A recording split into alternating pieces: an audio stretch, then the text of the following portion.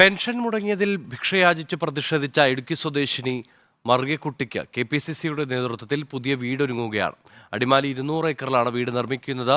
തറക്കല്ലിടൽ ചടങ്ങ് advocate Dean Kuriakose MP നിർവഹിച്ചു. Pension മുടങ്ങിയതിന്റെ പേരിൽ അടിമാലിയിൽ യാചനാ സമരത്തിനിറങ്ങിയ മറിയക്കുട്ടിക്ക് KPCC വാഗ്ദാനം ചെയ്ത വീടിന്റെ നിർമ്മാണ പ്രവർത്തനങ്ങൾക്ക് തുടക്കം കുറിച്ചു. ഇടുക്കി MP അഡ്വക്കേറ്റ് ഡീൻ കുര്യാക്കോസ് തറക്കല്ലിടിയിൽ കർമ്മം നിർവഹിച്ചു.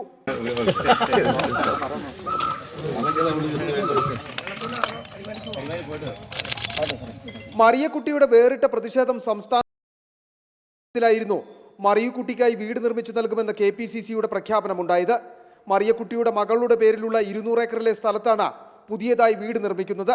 ഇവിടെ ഉണ്ടായിരുന്ന പഴയ വീട് പൊളിച്ചു നീക്കി തറയുടെ നിർമ്മാണ പ്രവർത്തനങ്ങൾ ആരംഭിച്ചു കഴിഞ്ഞു. വീട് നിർമ്മാണത്തിന് ആവശ്യമായ തുകയുടെ ആദ്യ ഗഡു KPCC vice president VP Sajeendran കൈമാറി. KPCC പ്രസിഡന്റ് അദ്ദേഹം സ്വന്തം തീരുമാനപ്രകാരം അവർക്കൊരു ചെറുതാണെങ്കിലും നല്ലൊരു ഭവനം നിർമ്മിച്ചു കൊടുക്കുവാൻ തീരുമാനമെടുത്തു.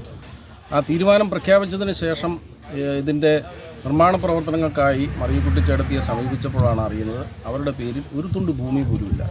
ഇപ്പോൾ ഇവിടെ നിർമ്മാണം നടത്താൻ ഉദ്ദേശിക്കുന്ന ഈ സ്ഥലം അവരുടെ മകളുടെ പേരിലുള്ള സ്ഥലമാണ്. ഈ സ്ഥലത്താണ് ഞങ്ങൾ ഈ വീട് നിർമ്മിച്ചു നൽകുന്നത്. പുതിയ വീട് യാഥാർത്ഥ്യമാകുന്നതിൽ ഏറെ സന്തോഷമുണ്ടെന്ന് മറിയക്കുട്ടിയും പറഞ്ഞു. കോൺഗ്രസ് പാർട്ടിയാണ് എനിക്ക് വീട് തന്നത്.